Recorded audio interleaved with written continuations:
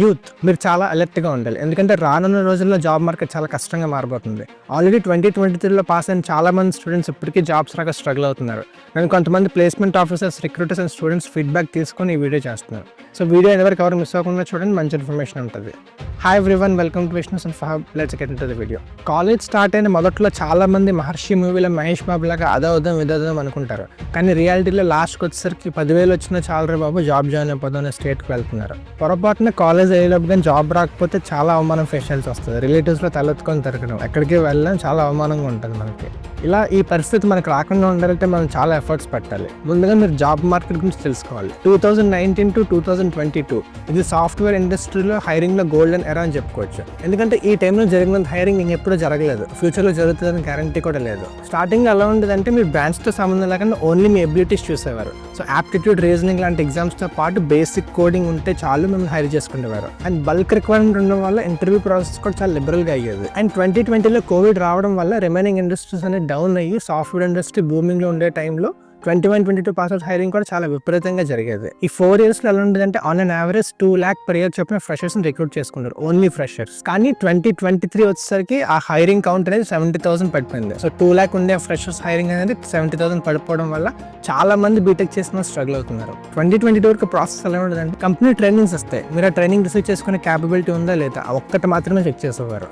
ఎందుకంటే 6 to 12 months అనేది మీకు ట్రైనింగ్ పీరియడ్ ఉంటుంది. ఈ ట్రైనింగ్ పీరియడ్లో మీకు కావాల్సిన కోడింగ్ కానీ టెక్నాలజీస్ అన్ని నేర్పేవారు. నేర్పి మీ ట్రైనింగ్లో ఓకే అనుకుంటే అప్పుడు ప్రాజెక్ట్స్లో డిప్లాయ్ చేసేవారు. అలాగే 6 to 12 months అనేది ఫ్రెషర్స్ మీద వాళ్ళు టైం అండ్ మనీ స్పెండ్ చేసి మిమ్మల్ని ట్రైన్ చేసేవారు. 2022 ఎండింగ్ వచ్చేసరికి chat GPT and AI tools చాలా పాపులర్ అయినాయి. 2022 వరకు కూడా డెవలపర్ ఏమైనా కోడ్ రాయాలంటే, ఫర్ ఎగ్జాంపుల్ 1000 lines కోడ్ రాయాలంటే 2 to 3 days టైం తీసుకునేవారు. అదే చాట్ జీపీటీ మీరు ప్రాంప్ట్ ఇచ్చి నాకు ఇన్పుట్ ఇది కావాలి, అవుట్పుట్ ఇది కావాలంటే ఆ 1000 lines అదే రాసి విత్ ఇన్ సెకండ్స్లో మీకు రిజల్ట్స్ ఇస్తుంది. ఒకప్పుడు వెబ్సైట్స్ డెవలప్ చేయాలంటే ఒక టీం కొన్ని మంత్స్ వర్క్ చేసేది. ఇప్పుడు ఏఐ టూల్స్ యూస్ చేసి ఆ వెబ్ డెవలప్మెంట్ కూడా విత్ ఇన్ సెకండ్స్లో జనరేట్ చేసి ఇచ్చి పడేస్తుంది. వీటితో పాటు ఆటోమేషన్ విపరీతంగా బూమింగ్ అవుతుంది యూజింగ్ ఏఐ. సో ఇంత బాగా టెక్నాలజీ అడ్వాన్స్మెంట్స్లో ఉన్నప్పుడు ఒక ఫ్రెషర్ అండ్ డెవలపర్స్ చేసే పని ఆల్మోస్ట్ ఏఐ చేయడం వల్ల మోస్ట్ ఆఫ్ ద జాబ్స్ అనేది రిస్క్లో పడే అవకాశం ఉంది. అండ్ కంపెనీస్ కూడా టెక్నాలజీ ఇంత బాగా ఉన్నప్పుడు ఎందుకు ఫ్రెషర్స్ని తీసుకొని టైం అండ్ మనీ స్పెండ్ చేయాలి అని చెప్పి ఆలోచిస్తున్నాయి. అందువల్ల ఫ్రెషర్స్ కౌంట్ అనేది విపరీతంగా పడిపోతుంది. So companies are looking beyond the normal. ఇంతకు ముందు వరకు ఎలా ఉండేదంటే బేసిక్ ప్రోగ్రామింగ్ వస్తే చాలు, మీరు ట్రైనింగ్ ఇచ్చుకొని కోడ్స్ రాయించుకునే స్టేజ్లో ఉండేవారు. ఇప్పుడు ఇంత బాగా డెవలప్ అవుతున్నప్పుడు ఆ జాబ్స్ అన్ని తీసుకొని వేస్ట్ కదా కంపెనీస్కి. సో వాళ్ళ థాట్ ప్రాసెస్ మారింది. సో ట్రెడిషనల్గా ఫ్రెషర్ జాబ్స్ అనేవి ఉండే ఛాన్సెస్ లేవు మనకి. సో ఎవరైతే స్కిల్ఫుల్గా ఉంటున్నారో వాళ్ళని మాత్రమే రిక్రూట్ చేసుకునే థాట్ ప్రాసెస్లోకి వెళ్ళారు. సో మనం ఏం చేస్తామంటే ఇంజనీరింగ్ జాయిన్ అయ్యాక 3 years హ్యాపీగా ఆడుకుంటాం. సో ఫైనల్ ఇయర్లో ప్లేస్మెంట్ స్టార్ట్ అయ్యి అన్నప్పటి నుంచి మొదలు పెడతాం. పైథాన్ స్టార్ట్ చేస్తాం, జావా స్టార్ట్ చేస్తాం, అది స్టార్ట్ చేస్తాం. కొన్ని స్టార్ట్ చేసిందని ఫుల్ ఫ్లెజ్డ్గా నేర్చుకుంటున్నామంటే అది కూడా లేదు. ఏదో బేసిక్స్ 2-3 నేర్చుకుంటే రెజ్యూమ్లో పెడతాం, మనకి జాబ్స్ రావట్లేదని బ్లేమ్ చేస్తాం.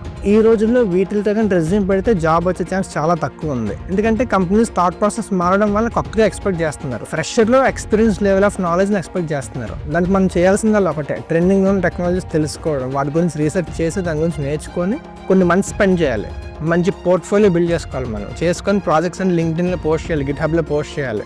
సో వీటిలన్నింటినీ రెజ్యూమ్లో కానీ పెట్టి ఆ రెజ్యూమ్ కానీ కంపెనీస్కి పంపిస్తే ఖచ్చితంగా తీసుకుంటారు మనం. ఒకవేళ మీరు ఆల్రెడీ పాస్ అవుట్ అయిపోయినా లేదా ఫైనల్ ఇయర్ స్టూడెంట్స్ అని ఇప్పటికీ నష్టమేం లేదు మీకు. ఇప్పటి నుంచి ఫోకస్ చేస్తే డెఫినెట్లీ సక్సెస్ అవుతారు. ఒకవేళ మీరు first, second or third year students అయితే మీకు చాలా టైం ఉంది. డీటెయిల్గా స్కిల్స్ ఎక్స్ప్లోర్ చేసి మీకు ఏది సెట్ అవుతుంది బాగా తెలుసుకోండి. సో డేటా సైన్స్ బూమింగ్ ఉంది, సైబర్ సెక్యూరిటీ బూమింగ్ ఉంది, అది ఉంది, ఇది ఉంది, చాలా మంది రకరకాలుగా చెప్తారు. సో అన్నిటి గురించి తెలుసుకొని మీకు ఏది సెట్ అవుతుంది, మీకు ఎందులో పొటెన్షియల్ ఉంది, మీ ఫ్యూచర్ ఎందులో కనిపిస్తుంది, ఇవి తెలుసుకొని చేయండి. అందుకని నేను అది చేయండి రికమెండ్ చేయట్లేదు, అది మీ థాట్ ప్రాసెస్కి వదిలేస్తున్నాను. ఇందాక నేను చెప్పిన 2 lakh ఫ్రెషర్ ఇంటెక్ అనేది 70,000 పడిపోవడం, దాని రీజన్ అనేది మన ఫ్రెషర్స్లో స్కిల్స్ లేకపోవడమే తప్ప మార్కెట్లో గ్రోత్ లేదని కాదు.